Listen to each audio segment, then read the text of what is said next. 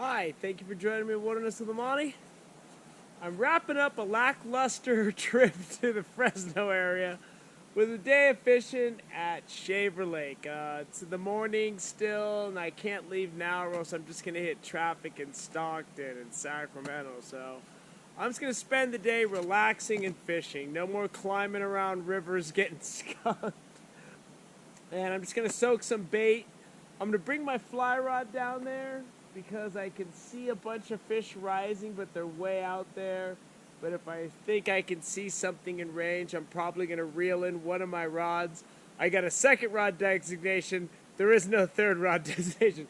I'll bring in one of my bait rods and fly cast a little bit later maybe. But my biggest goal is to sleep before I do that haul home. I'm at the Camp Edison day use area. There's a lot of garbage here, man. If you're someone that comes out to somewhere like this, and I know I'm not talking to the majority of you, don't leave your garbage. There's garbage everywhere. It looks like a lot of people come out here and play in the snow. But the snow's nice and hard right now, but it's probably going to be a sloppy mess later. So, I'm just going to get down there. It's nice because there's dirt right along the bank, which is probably going to turn into mud, but that's fine. So let's head on down to the water. Let's get our poles in, and let's start relaxing. It's pretty nice out right now. I'm just ready just to go down there and chill and maybe get some fish for the freezer and for just eating maybe even tomorrow night when I'm editing all of this film that I shot. So let's head on down to the water. And there's some people playing in the snow. And it is really low, judging by that rock of Gibraltar sticking out right there. If I don't get anything here in a few hours, I'm probably going to go over to find some deeper water by the dam. With a 1/4 ounce sinker, I only counted down like 13. But at this time of year when the water's this cold, a lot of times that's plenty deep. 10 feet of water in a reservoir like this can be good. The trout are cruising up really shallow. The thermocline is lifted. The lake's turned over. And it looks like it should be pretty easy for this part of the lake to become really cold. So I think I can do good here. But besides, a couple of cool employees at Camp Edison, they said that I didn't have to buy a day use pass. I could just use my camping pass from last night, which was helpful because I don't roll with a very big budget. So anyway, let's see if we can do some good here. I got some nice dry sand right there. It's muddy down here.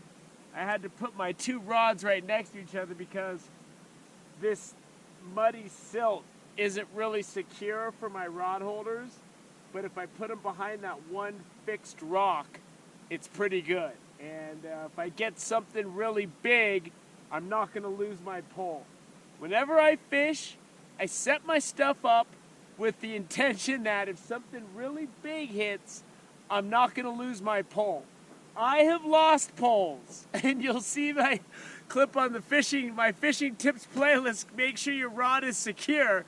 That's because I have lost fishing poles a couple times. And it happens so fast, you could be standing right there, you can't even reach down and grab it. So, first and foremost, I make sure my stuff is secure. So I got inflated crawlers, and I got a full inflated crawler, and I got power bait. And I got my leaders down to about a 3 foot for the power bait, and about a 2.5 foot for the night crawler, because it's not very deep here, and I think this is a featureless bottom. Like when I'm fishing at Lake Tahoe, I envision a lot of rocks and dips. So if I have those shorter leaders a lot, maybe my bait's not going to be visible to fish that are swimming up a little higher. Here, I don't think I'm going to have that problem. I think the bottom is pretty level. And it looks like it's level. But that doesn't mean it is, so who knows?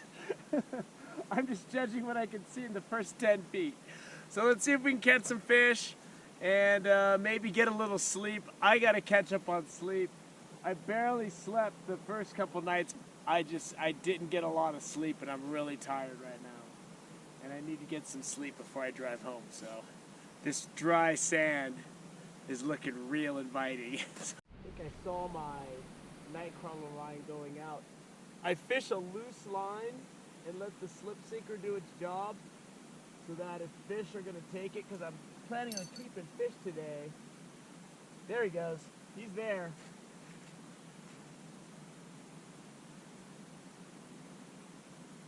There's a fish there. Just know I'm going to be editing down this bite because it's already been several minutes. I don't see anything happening now. I'm going to reset and let that go out there for a minute. Suddenly doesn't seem so interested. For the second time I'm seeing something running with my line on my night crawler. There he goes. I'm keeping my line loose because what that does is allows the fish to run with it. He's hitting it.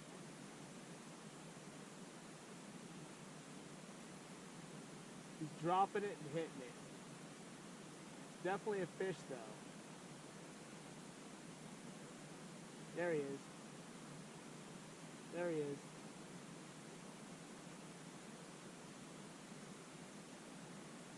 It's a whole crawler, so I want to let him have it. But they're being really scared when they're biting, so I might have to take a shot at him. It looks like he went away. This is the second time my night crawler's had a hit, and the fish has hit it, and I can feel him hitting it, and then he just bolts on me. He's already dropped it. Alright, my line's going out again.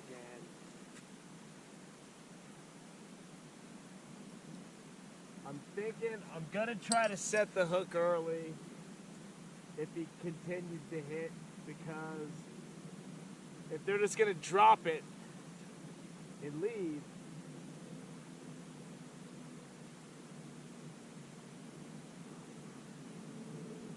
next time he goes, I'm just gonna pick it up and fire. And I am engaged in some serious cat and mouse here. Okay, there he goes. He's there. I can see the line flexing. That means he's biting it. Once again, I'm going to have to edit this down. This is taking a while. Man, they're being real touchy-feely with these crawlers. I mean, this is getting ridiculous. See if he takes it this time. It looked like he was game.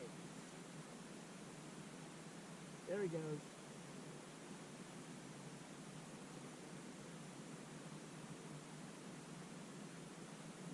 There he is. Ooh, that's a good fish. That sun got covered up.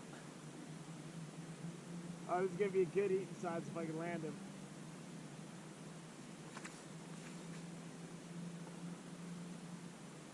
There he is. It'll be a nice pink meat rainbow to fillet. I got snow to keep him in.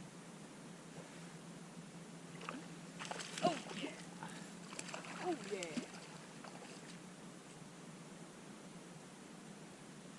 Man, it's a brown trout actually. I didn't even know there were brown trout in here. Let's see if I can get this hook out. And the hook is right in the corner of his mouth, right there. Look at that. I barely set the hook on him. And then I'm gonna let this guy go. Because I want rainbows. I like to eat rainbows. But let me get my hands wet. Let's take a look at this guy. It's a nice brown. It's like a nice 15 inches or so. Beautiful fish. And he'll be out there. There he goes, man. He's shot off. And you know, I would have eaten him if he swallowed it, but that hook was right in the corner of his mouth. And that explains the light strikes. Because sometimes those browns are going to be a little bit more apprehensive. And if they feel anything, they'll just leave. And I got a couple nice crispy ham and cheese quesadillas going. I had just enough lunch meat and just enough cheese to make two. And I figured that was worth getting my cooking bag. I got some ramen I'm gonna have later too. Since I caught a fish here, I'm gonna put in some time. But I'm gonna get some grub on right now.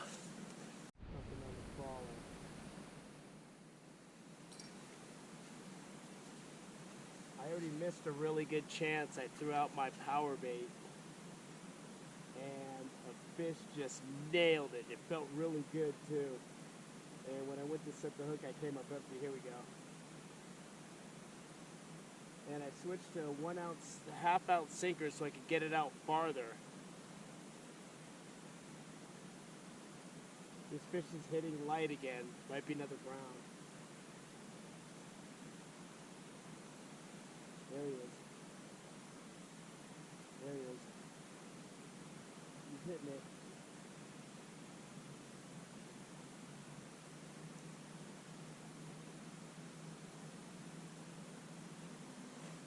There we go.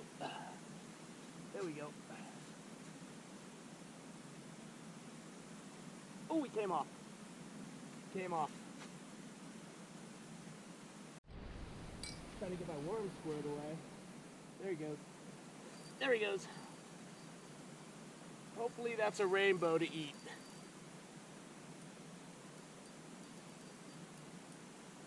I just lost that other one on the night crawler. I wonder if this is the same fish. Because I had him thrown kind of out the same level. But if this is a rainbow, he's going in the snow. It's not that big.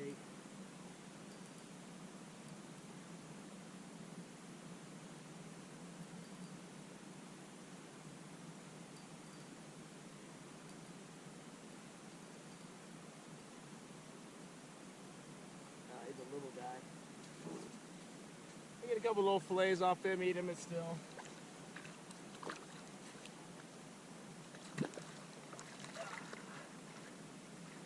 The hook just came out. It just popped right out because I'm using these little size 18 hooks. So there he is. He's not very big, you know. I could let him get bigger. If we just put him in like this, there he goes. Straight back out. I'm looking for something a little bigger than that. So if I can pop the hook out that easy, I got no problems with letting him swim away. He'll be fine. Well, that's gonna do it. It's like 4:30. I figure I'm gonna miss most of the Central Valley and Sacramento traffic heading home now. And I'll get home late, but I didn't want to sit in bumper-to-bumper traffic. So this wraps up a pretty disappointing trip, you know. It doesn't seem like it was a good use of 2 vacation days, but I got to show you some cool rivers.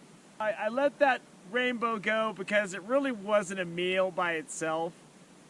And I typically like to let the trout be in the lake for a year or two, get to be around 16 inches or more, have their meat turn pink in this cold water.